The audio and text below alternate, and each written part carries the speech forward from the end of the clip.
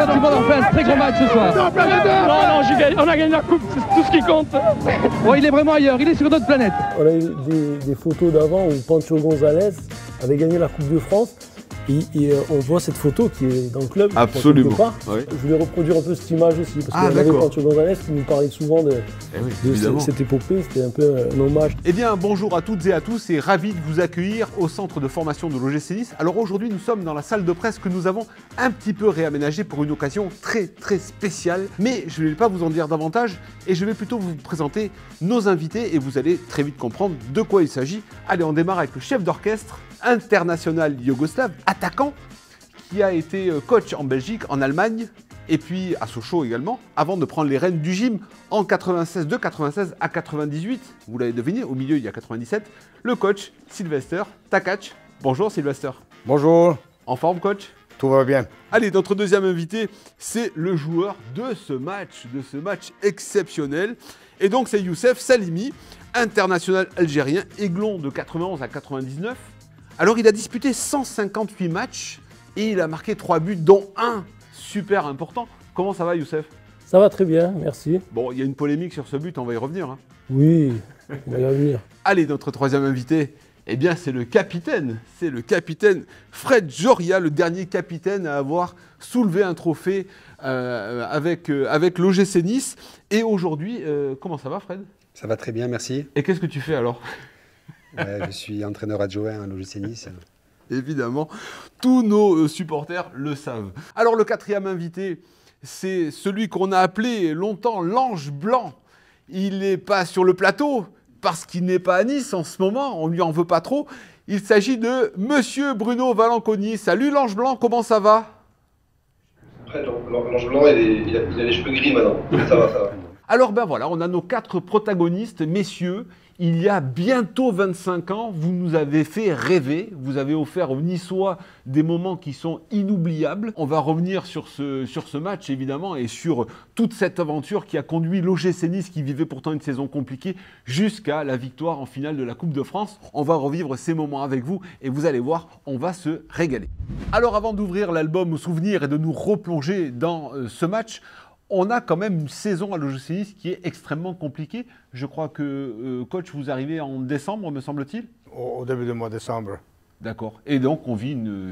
Oui, en fait, je me rappelle très bien, puisque c'était une saison très difficile. On a connu, dans un premier temps, Albert Raymond comme entraîneur. Il y a quand même un entraîneur qui a été nommé un jour, c'est Dominique Baratelli, qui a été quand même nommé. Il n'a pas exercé. Un troisième entraîneur qui est Daniel Sanchez.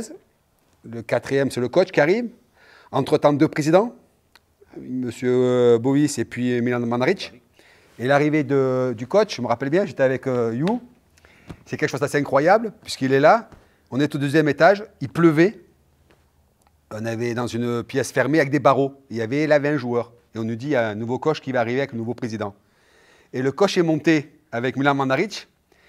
Il pleuvait et tous les deux avaient la gabardine. Et je me rappelle bien de ce moment-là. Ils devaient être très souriants tous les deux, non? Pas vraiment, non.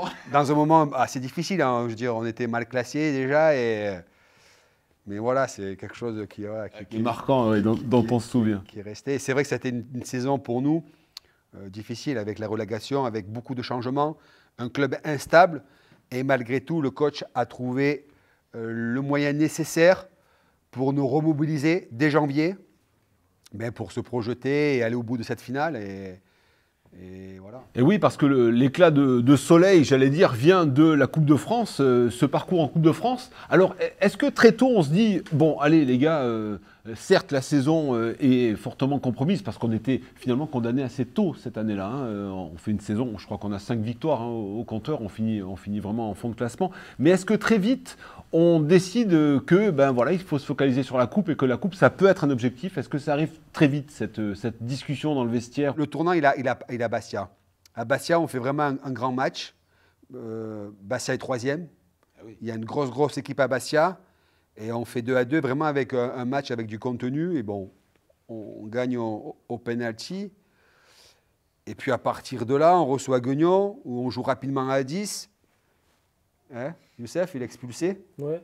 Ça fait que, pareil, 1-0. Et là, vous commencez à croire à quelque chose, parce que voilà, ça s'enchaîne, on passe les tours. Nous aussi, comme je l'ai dit, on se remobilise à travers ça. Et puis au fur et à mesure, voilà, on y croit. Et en plus, cette finale, c'est qu'en fait, Guingamp, il y avait le président Le Gret. Il ne parlait pas de nous, il parlait que de ces Bretons. Et vraiment, on avait les boules, nous, parce qu'il n'y avait que ça. C'était, les médias, c'était assez incroyable. Et voilà, on n'avait qu'une hâte, et on y a vraiment cru. Bruno, comment tu la vis, toi, cette saison? Galère, vraiment galère. Franchement, aussi peu de réussite dans une saison, j'ai jamais connu ça, quoi. Je crois qu'on a pris 4 ou 5 buts contre notre camp. Je crois que Fred, il doit se rappeler d'un. On prend des expulsés, des matchs qu'on mène à un moment donné à Lens 2-1, à 10 minutes de la fin, on perd 3-2. Il y a plein de matchs où on méritait de gagner et qu'on perd à chaque fois au dernier moment. Et c'est vrai qu'on n'avait aucune réussite. Et c'est une réussite qu'on a eue par contre en Coupe de France. Et le fait d'être un peu justement dénigré un peu de la D1, du foot en général, parce qu'à chaque fois qu'on jouait Nice, les clubs se disaient bon, c'est 3 points assurés. Et en coupe, on a fait le maximum pour aller au bout. Et c'est ce qui a fait notre force. Je veux dire, au lieu de se désunir et de baisser les bras, ça nous a un peu renforcés. Et la coupe a été cette bouffée d'oxygène. D'accord, galvanisé, quoi. Et donc, après cette victoire à Laval, ça y est, les Niçois s'envolent pour Paris, pour le Parc des Princes. Dernière finale au Parc des Princes, d'ailleurs. Bon, vous aviez l'avion. Pour les supporters qui avaient peu de moyens, ce qui était mon cas à l'époque, on voyageait en train. Et on avait les bétaillères qui mettaient environ 12 heures pour aller à Paris. Je ne me rappelle pas que c'était filmé, ça. Ah ouais. Ouais, tu te rappelles? Oui, Avec de ça, oui, mais je ne me rappelle pas que ça avait été filmé. 2 jours à Clairefontaine, parce que Albert Gall était à l'époque le kiné de l'équipe de France et de l'OGC Nice. C'est ça, on a eu le château où dormaient les joueurs. Quand on a quitté Clairefontaine, en bus, on a vu les bus rouge et noir, des drapeaux et tout ça. Mais il y avait pas dizaines, mais centaines. Et en plus, on ne savait pas si c'était Guingamp, Nice, rouge et noir aussi. Forcément. Mais on pensait que c'était les nôtres. Hein. Bah, bien sûr. Franchement, ça crée un enthousiasme, une concentration, une envie de faire quelque chose. Puis ça poussait, le parc, c'est un stade magnifique. Comment vous étiez, quel était l'état d'esprit de l'équipe, la fraîcheur de l'effectif? Est-ce que vous étiez prêt pour cette finale? S'il y avait vraiment une motivation, c'était bien la nôtre, quoi. Au-dessus de celle de Guingamp, avec tout. Enfin, je n'étais pas dans leur vestiaire à eux, mais nous, on était vraiment déterminés. C'était vraiment pour nous, quoi. Messieurs, vous aviez des bouquets. Alors Fred, le président Chirac, sympa? Oui, la Coupe de France, c'est quelque chose de magnifique, de merveilleux, c'est mythique, c'est voilà, depuis tout petit. En plus, cette coupe, elle est très très belle. Et puis après, il y a le fait que le capitaine présente son équipe au président de la République. D'accord. Et tu donnes le nom de tes partenaires. Voilà, tu donnes le nom de partenaires. Le président dit un petit mot à chaque joueur. D'accord. Il paraît qu'il a dit à Bruno, ah oui, celui-là, je le connais. Et quand on l'a vu scander le nom des joueurs à la finale de Coupe du Monde 98, maintenant on peut en douter, hein, ils connaissent les joueurs. Et là, on a la compo donc, qui s'affiche à l'écran. Coach, c'était votre meilleur 11 possible, ça? Au moment, je pense, et puis de la saison, la preuve, on a gagné la Coupe. Hein, l'histoire nous a donné raison. Les meilleurs. Au cours de la saison, je dois souligner quand même que les joueurs comme Honorati, il nous a manqué parce que lui, il faisait tourner un peu le jeu, l'équipe. Mais malheureusement, il était souvent blessé et il n'a pas trop participé au championnat. Oui, il avait un talent fou pour organiser le jeu. Là, quand je revois l'équipe qu'il y a, c'est l'équipe type que le coach a quelque chose près, on va dire. Bon, là, il n'y a pas Jean-Philippe Mathieu qui malheureusement s'était blessé en championnat. Oui. C'était Henri Savigny qui l'avait remplacé. Mais quand je vois comme ça, l'équipe photographiée comme ça, c'est l'équipe pratiquement type que le coach avait mis au fur et à mesure. Il avait décalé Tatarian derrière, il avait mis en place ce dispositif. Après, ça pouvait varier entre un Chaouche, un James Debat, voilà. Mais c'était vrai, c'est vrai qu'en revoyant comme ça, c'est vraiment l'équipe qui s'est dégagée. Quand on arrive à la finale, il peut y avoir des problèmes. Le choix est très difficile, et surtout pour les joueurs qui ne participent pas. Et nous, on avait un joueur qui est mon compatriote, Milinkovic, qui était titulaire indiscutable, un très très bon joueur. Et comme on avait droit à 2 étrangers, donc j'ai dû choisir. Et donc je lui ai annoncé après le dernier entraînement avant la finale, eh ben, je peux vous dire qu'il avait des larmes dans les yeux. Bien sûr. Alors, messieurs, je vous propose que l'on regarde cette première mi-temps. Voilà, c'est parti. Le coup d'envoi de cette première période. Dans un stade donc, qui est évidemment rouge et noir, mais c'est pas que le fait des Niçois. Au fait, c'est le tirage au sort qui nous avait fait jouer en blanc sur cette finale? Oui, c'est ça. Ouais. Même le choix du vestiaire aussi. Nous, on avait récupéré le vestiaire de Paris et je crois de l'équipe de France, qui était à droite. Mais c'était le tirage. D'accord, le tirage au sort. Le vestiaire du vainqueur. Du vainqueur, voilà. Exactement. J'avais des problèmes avec Jean-Philippe Mathieu, qui était absent, parce qu'on n'avait pas arrière droit typique dans l'équipe. Et alors finalement, je crois que c'est Savini qui a joué. C'est ça, oui. Mais il n'a jamais joué à arrière droit. On a joué avec deux joueurs qui rarement jouent le poste en défense. Tatarian non plus, il n'a pratiquement jamais joué en libéro, en stopper. Alors, mais ils ont fait leur boulot et puis ça s'est bien passé. Donc un arbitrage de Monsieur Sars ce soir-là. Ça s'était bien passé avec l'arbitrage. Oui, très bien. Hein, très bien. Ouais, c'était un arbitre plutôt bienveillant d'ailleurs de mémoire, Monsieur Sars. Oui, c'est marrant parce que je l'ai revu, ça fait quelques années, mais je sais pas, 4-5 années. Il se rappelle puisque c'est sa seule finale. Ah ouais? Ah ouais, du coup il est venu me voir, on a parlé, on a échangé un petit peu et... Oula! Olivier qui a fait du petit bois. Alors, qu'est-ce qui se passe là? C'est les premières minutes, on veut marquer un peu son territoire, on veut montrer un peu qui on est dans ces moments-là? Bah, il vaut mieux, hein. Il faut d'entrée de jeu imposer... Il faut montrer qu'on est là. Ah bah oui, son caractère et son jeu et tout ce qui va avec, et montrer qu'on... Bah, d'entrée, hein. Ouais, c'est ce qui s'est passé, hein. Elle vous faisait peur, cette équipe de Guingamp? Non, pas plus qu'une autre équipe. On l'a respecté, Mon mais deuxième match, pas, hein. Quand j'ai repris l'équipe, on jouait à Guingamp et on gagne chez eux. Alors mais quoi? Un peu comme cette année, on a battu 2 fois Nantes finalement. Psychologiquement, ça peut compter, non? Hein, ça peut avoir une importance. Bah, pourquoi pas? Non, mais dans leur tête, ils peuvent se dire aussi, on a perdu 2 fois contre Nice, quoi. Il y a Youssef Selimi, ce sont des bons joueurs de tête et peut-être le premier corner. Oui, premier corner. Ah, c'est le premier corner finalement. Ouais. On a assuré d'abord la défense. Hein. Alors la consigne, c'était de le tirer au premier poteau en fait. C'était ça, coach. Hein. Comme on le voit, c'est voilà. respecté. Hein, voilà. Voilà. Bon, mais en tout cas, c'est l'ouverture du score. Bon, alors là, il y a... Il y a quelqu'un qui ne court pas, c'est Youssef, c'est lui qui marque. Ouais, c'est ça, c'est ça. Alors en fait, Olivier Fugin est persuadé que c'est lui qui a marqué. Mohamed Chaouch est persuadé que c'est lui qui a marqué. Et le seul qui a marqué, donc finalement, c'est Youssef. Et Youssef est persuadé qu'il n'a pas marqué, lui. Non, moi, je touche le ballon et ce qui me surprend, c'était la réaction de Chaouch derrière. Quand je le vois partir en courant, je me dis, mais il a touché derrière moi. Et en fait, il te charge, en fait. C'est ça, là. ouais, donc je le vois pas derrière moi, là. Ou plutôt, il est là. Et moi, hop, je fais ça. Et tu pensais que c'était un défenseur qui était derrière toi? Je savais pas qui c'était. Mais quand je vois Chaouch partir, je me suis dit, mais il a retouché. Alors il m'a mis le doute, donc pendant le match, j'y pensais pas, je pensais qu'il avait retouché.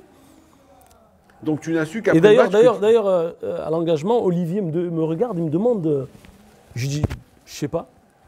Je sais pas parce que je savais pas si c'était Chaouch ou pas, je savais pas ce qui s'était passé derrière moi là, parce que quand je saute... Non, il a revendiqué comme l'attaquant qu'il était, quoi. Hein. Il a pris pour lui. Et Chaouch est parti, donc je pensais que c'était lui, vraiment. Est-ce qu'on avait peur, peut-être pas à ce moment-là du match, mais on avait peur de ne pas tenir la distance physiquement sur Non, ce pas match? du tout, on pense pas du tout à ça. On pense pas à ça. Non, mais pas dans ça. On a travaillé quand même à l'entraînement, un peu la physique.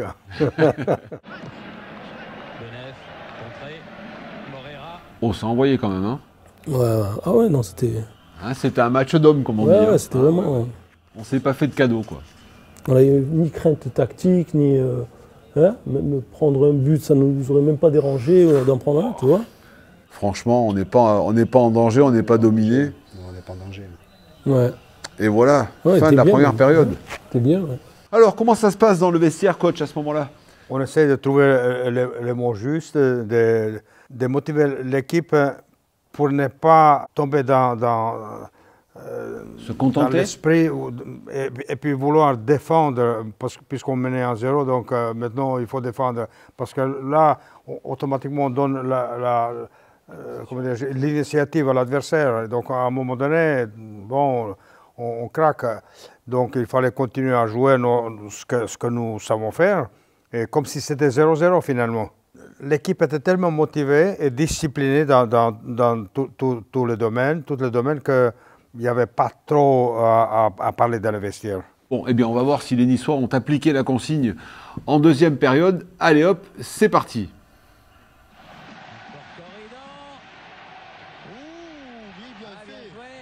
Oh là, ça fait des misères. On est allé à 2 là. C'est important de bloquer hein, dans cette position.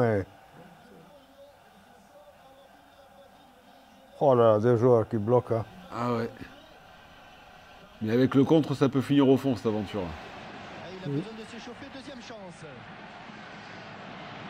passe à côté de la lucarne. Honorati, Corridon qui y va, Kubica écarte le côté gauche. Ils sont 2 là-bas. Ballon de contre, Il y a des courses quand même. Hein. Eh ouais, hein. Chaouche, il a frappé. Ah, il avait plus rien. Il peut encore avancer, il peut encore avancer. On sent qu'il était au bout, là. Ou s'il frappe un peu plus fort, mais bon. Une deuxième chance de relance avec Ray. Quel match de Youssef Selimi. Oui. Quel match. Il a beaucoup de mal, Ray, avec Selimi. Jean-Michel Larquet a été dithyrambique sur toi, hein, Youssef. Hein. Ah ouais, il a même dit que tu jouerais pas en Ligue 2, que tu allais partir de Nice, etc., que tu étais un joueur exceptionnel, qui ne resterait pas à Nice. Comme quoi. Il est bien tiré, Tito, encore. Hein. De côté. Carnot qui peut centrer. Selimi. Il est devant, il est derrière. Il commence à dribbler même. Il attaque, il défend. Il est devant, il est derrière. Bon, quel scandale. Quel scandale. C'est pas en jeu ça, hein. Il n'y a pas en jeu. Ouais. Bon, on est à l'heure de jeu, là. Hein. Et là, on a un gros quart d'heure guingampé, Ouais. où là, ça va pousser fort, fort. Un coach de Nottingham Forest qui ont gagné. Ils ont gagné 2 fois la Champions League. On lui avait dit oh, mais vous jouez défensivement. Ah, il a répondu jouer bien défensivement, c'est une qualité. Et après, d'ailleurs, l'OGC Nice aujourd'hui, défensivement, c'est Une bonne assise défensive, très ouais, haut niveau. c'est sûr. Salimi, il est partout. Hein. Ah, il est partout. Comme le disait Jean-Michel Larquet, il est devant, il est derrière, il est partout. Il marque même le but. Il marque même le but. Il se faire avoir là. Oh là là. Ah, celle-là là. Oh, regarde celle de Chaouche là. Bon, ce qu'il fait là. Putain, Ouais, alors là, pour le compte, l'ange blanc, il nous a un peu sauvé la maison, là. Bien joué, Chaouche. Hein. non, ce qu'il fait Chaouche là derrière, c'est magnifique. Ah, ouais. Le coach apprécie encore en direct hein. les touchés de balle. Ah ouais.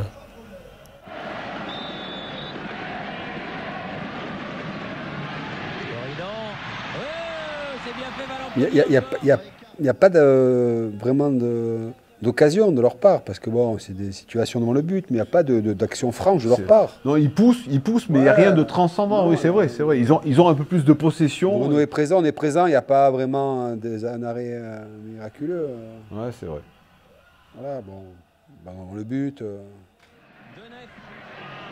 Mais les Niçois ne l'entendent pas de cette oreille. Honorati. Denef. Ah ouais, celle-là, elle est superbe. Oh là là. Oh, Elle est magnifique ça. celle-là, elle C'est est que s'il superbe. prend qu'il va, il est seul. Ouais. S'il y a une prise de balle, il y va, il pousse, il est seul. Sur la balle de Tito, là, s'il prend, il est seul. Tout à devant lui. Comme il s'est orienté pied gauche. Il peut avancer, mais Ouais. il fait un contre un avec le gardien. Ah, c'était là-dessus, non? C'est là le but. C'est le but, hein. La balle est poussée. Non. Là. Petit pont. Il fait petit pont. Ouais, c'est pas beau. C'est pas beau de faire un petit pont comme ça sur Olivier Fugin. Au cœur de la surface, ça se fait pas. Bon, mais c'est un peu un but de casquette quand même. Hein. Non, mais franchement, il y a ce ballon qui est renvoyé par la défense, et par Youssef d'ailleurs, La reprise de volée est ratée. Loupé, là aussi, il y a un raté, il y a Ouais. un double raté. Bon, après, il y a un peu de talent. Bon, d'accord, allez, on veut bien le concéder. Ouais, Et de puis raté. après, il le fusille, quoi. Parce que là, il est pas loin, là. Là, je me rappelle du bruit. Ouais. Hein, ça avait... C'est-à-dire quand tu prends un but, tu cries pas, quoi. Quand tu marques, tu cries, donc t'es avec le public. Si tu veux, ça résonne pas pareil, tu vois. Oula. Les esprits s'échauffent. Momo. C'était un show, Momo? Non? Non. Il y avait des shows dans l'équipe, il y avait des... Salimi. Ah ouais? Non, Et Joria. Ah ouais?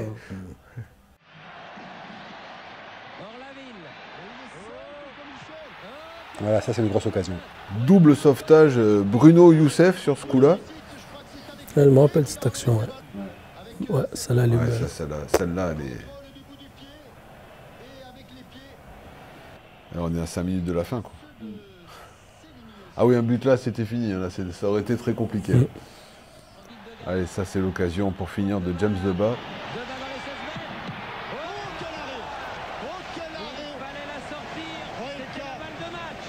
Là aussi, c'est une belle action. C'est une marque. Pour eux, c'était dur.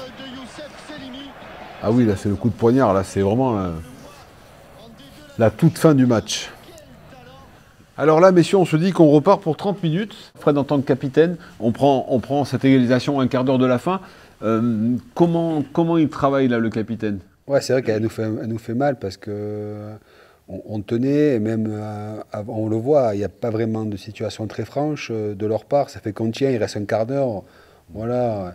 Et puis on prend un petit coup, on se projette, et puis on prend un petit coup dans la tête là, à ce moment donné du match, parce qu'il reste encore quand même un quart d'heure à jouer. Ils ont l'ascendant sur nous. On essaye que tout le monde soit mobilisé, qu'on ne commence pas chacun de son côté ou être toujours concentré sur ce match-là qui n'est pas du tout fini. Allez, on va voir comment ça s'est passé. Dites-moi, ces garçons, dites-moi. Ah oui, Oh là là là là là là. Ouah. C'est Salimi encore. C'était les cheveux, ça. Il y a du décalage, Thierry. Il est en retard. Oh, putain. Il y a du décalage. Ouf. Celle-là était il est en retard. Celle-là, Bruno, il a eu chaud. Hein? Très très chaud. Bon, à ce moment-là, on se dit qu'il faut aller au penalty, là. Non, vous y pensez pas à ce moment-là? Non, les pénaltys, c'est pas un truc auquel on pensait. Non? Non, non. C'est tellement des moments magiques de jouer une finale que finalement, même les prolongations, bah, c'était bien. Ouais, hein. ça nous passe faisait très vite, finalement. Ouais, ça faisait 30 minutes en plus de finale. Moi, tenir jusqu'au bout, comme ça. Et Il attend le tir parce qu'il flippe, là, le coach. Et là, il va reprendre la parole. je suis quelque part optimiste. On a joué 2 fois les prolongations cette année. 2 fois, on a gagné soit dans les prolongations, soit tir au but. Alors justement, vous avez travaillé les tirs au but à l'entraînement? Certainement. Certainement, on travaille depuis quelques mois, puisque comme on a misé beaucoup sur la Coupe de France, on s'est préparé. Mais enfin, c'est quand même très, très aléatoire. Quelle trajectoire haute. Encore ces touches longues. Ouah, Bruno, la sortie. Ouf. La voiture. Hein. Mais bon, c'est ça la confiance. Hein. Bah oui, c'est ça, Ah il ouais, était c'est confiant. sûr. Lui, hein, il y a pas de... Alors, messieurs, est-ce que vous l'attendiez? Est-ce que vous la redoutiez, cette séance de tir au but? Je dois dire oui, parce que quand j'étais coach de Sochaux, 2 fois, j'ai perdu avec l'équipe au penalty. Et puis je me dis, quand je suis arrivé ici, quand on était en finale, avant la finale, je me suis douté, comme on dit en français, jamais 203. Donc, on a travaillé, et Bruno, il a arrêté au moins 20 de penalty sur nos tireurs, parce qu'on a tiré pratiquement tous les jours après les entraînements. D'accord. J'avais cette idée quand même, j'ai senti que ça pourrait se terminer comme ça, et puis voilà. D'accord. Ça a aidé. Allez, ça, c'est le premier. Bon, Bruno, celui-là, il est facile, non? De mon côté, c'est toujours facile. Et les tireurs ont très bien frappé aussi. L'élégant Roberto Onorati, qui avait demandé à sortir et qui n'était pas sorti. Il était cuit. Il était cuit. Bon, il a eu assez de ressources, finalement. Hein. Il est bien Ouais. parti, hein, Bruno. Il est parti du bon côté, mais là, il ne pouvait rien faire. Tito. Ah, il était parti du bon côté aussi, le gardien Guingampé.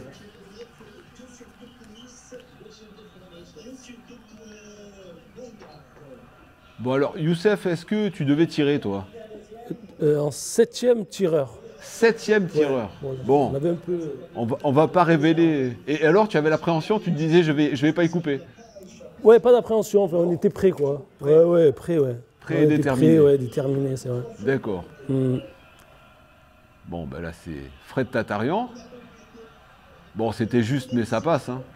Il n'a pas frappé très fort. Hein. Faudrait lui passer un coup de fil pour dire qu'on n'est pas content quand même. Hein. Ah, en ancienne histoire. Ouais, ça, c'est pas bien, ça. On n'est jamais trahi que par les siens. Ouais. Alors là, on sent le coach un peu tendu quand même. Hein. Ah ouais, là. Ah oui. Là, faut souffler. Là. C'était dur, là. Ce qui est incroyable, c'est que Louis Gomis, c'est le joueur qui tirait le mieux les pénaltys. Bravo. Il n'en loupait pas un. Mais pas un. Pas un. Attitré, ouais. Et donc là, vous vous dites, il va marquer, c'est sûr. C'est bon. 100%, c'est sûr. Comme quoi, je ne sais jamais 100%. Ah ouais. En penalty, c'est... Ah ouais, il n'a pas cadré là pour le compte. Ça part dans les nuages. Ouais. Il a complètement loupé. Hein. C'est pas... Ouais, il tirait vraiment. sur le côté. Il est frappé comme ça habituellement, aussi fort que ça? Ouais, mais il est frappé fermé bien, croisé bien. À Avec monter le pas. pied gauche. Ah ouais, là c'est parti. Oh là là, la déception. Ouais, bah c'est... Ah bah oui. Le meilleur tireur pratiquement avec Italien, comment ça Roberto. Roberto Dorati. Oh là là là là. Et voilà. Alors ça là, l'ange blanc. Là, tu nous as gâtés là.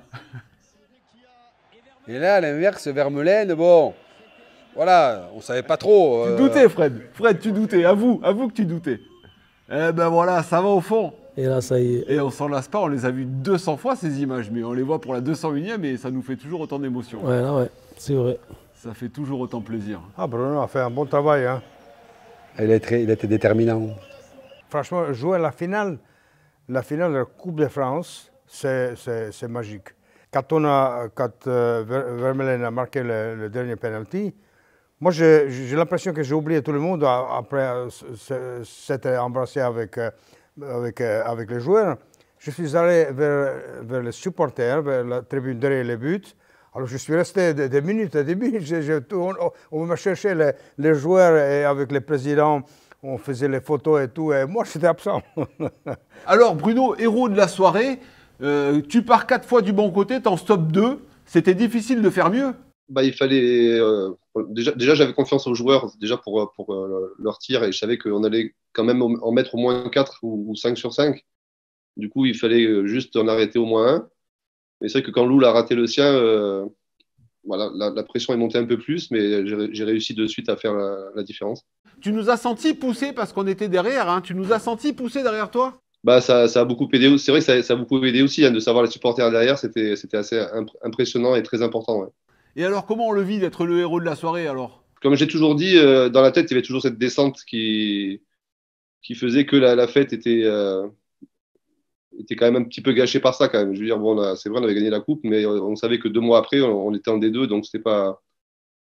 Bon, c'était une grande fête, mais un peu ternie. Enfin, pour ma part, je l'ai apprécié, mais à moitié quand même. Cette séance de tir au but, tu l'as redoutée, toi, ou tu l'attendais? Souvent, quand on est gardien, on a envie de cette séance-là. Enfin, moi, j'ai toujours adoré ces séances de tir au but. On s'était qualifié à Bastia, d'ailleurs, au tir au but sur un tour précédent. Et déjà, j'avais confiance, je vous dis, à tous les joueurs, à ceux qui allaient frapper. Donc, et je savais que, enfin, je sais pas, c'est quelque chose que j'adorais faire, donc j'avais confiance. Quand je vois maintenant comment on travaille sur les tirs de penalty, l'entraîneur de gardien, il regarde les tireurs adverses, ça fait que le gardien, il a préparé. Après, à un moment donné, est-ce qu'il va aller du côté qu'on lui dit, mais il a quand même une information. Et c'est vrai que parce que, bon, nous, cette année, c'est nous arrivé à Paris. Et c'est vrai que Marcin avait des informations de Nicolas Dehaut, qui avait travaillé en amont sur ça et sur chaque match. Là, à 25 ans avant, on ne travaillait pas sur vidéo. Non, ça rien, du coup, c'est vrai que c'était sur l'instinct. Et... On n'avait pas la data, tu veux dire, on n'avait pas toutes ces données qui aujourd'hui nous facilitent un petit peu la tâche. Après, même si le joueur, il peut changer au dernier moment, mais c'est important. Moi, ce que j'aimais bien chez Bruno, où là on le voit encore, c'était un gardien confiant, quoi. On était confiant quand on jouait avec lui, et on le voit dans le match, les arrêts qu'il fait, c'était quelqu'un qui rassurait vraiment. Et la preuve, quand il plonge toujours du bon côté, pour lui, c'était sans stress, c'était facile, quoi. Bah, le match s'était bien passé, et puis même pour tout le monde, je veux dire, on s'est battu, on voulait absolument cette victoire, et je pense qu'on était tous présents au bon moment, la bonne soirée, enfin tout le monde était à 200%, et c'est une victoire, je pense, qu'on a mérité, et on était content de ramener cette coupe à Nice. Ouais.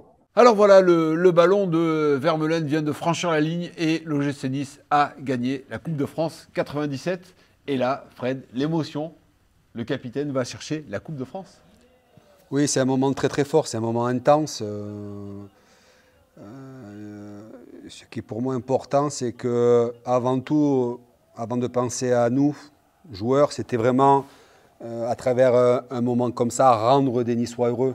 À travers le sport, pouvoir rendre des fiers des Niçois, c'était quelque chose pour moi qui était important. D'ailleurs, quand je prends la coupe, la première chose que je fais, c'est me retourner vers la Brigade Sud. Absolument. Et voilà, pouvoir, comme je me répète, rendre tout ce peuple niçois qui était monté à Paris, ce qui était resté à Nice, heureux, c'était ma plus belle fierté, ça avait été ça. On a la finale, Marine.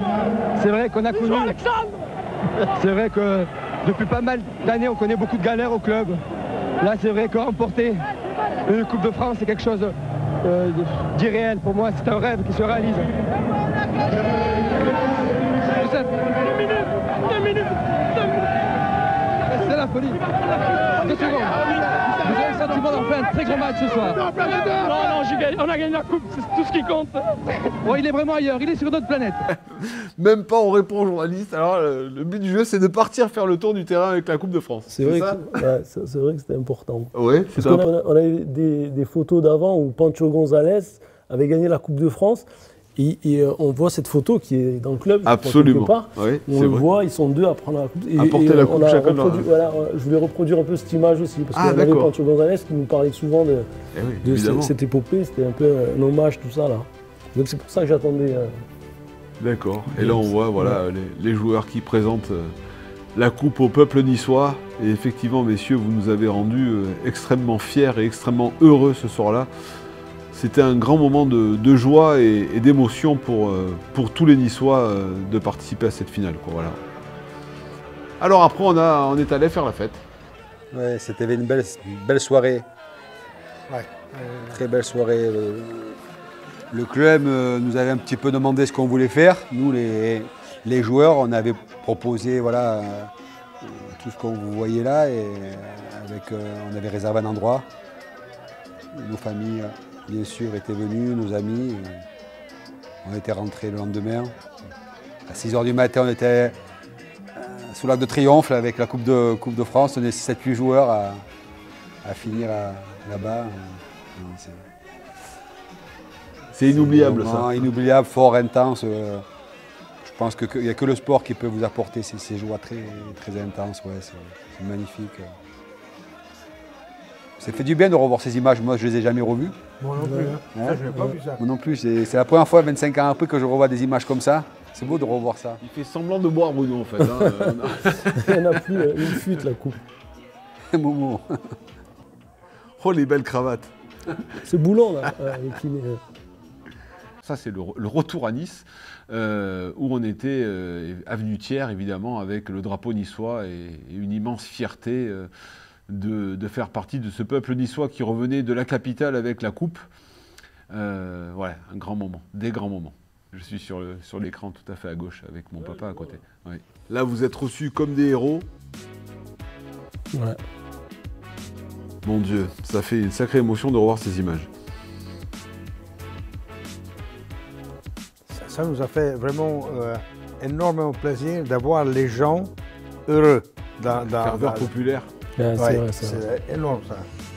Et ouais, on voit là sur la prom. Et malgré qu'il pleuvait ce jour-là, il y avait du monde. Hein, monde fou, ouais. Vous étiez monté sur un char de carnaval, me semble-t-il. Ouais, de l'aéroport jusqu'au stade. Jusqu'au stade, voilà. Et là, au stade, c'est vrai qu'il y avait du monde partout. Ah ouais. Mais pour tous les gens qui y étaient, moi j'en entends encore parler, comme moi j'y étais, et ça reste un souvenir extrêmement fort. Je ne pensais pas ça après ça qu'il y aurait un impact aussi important.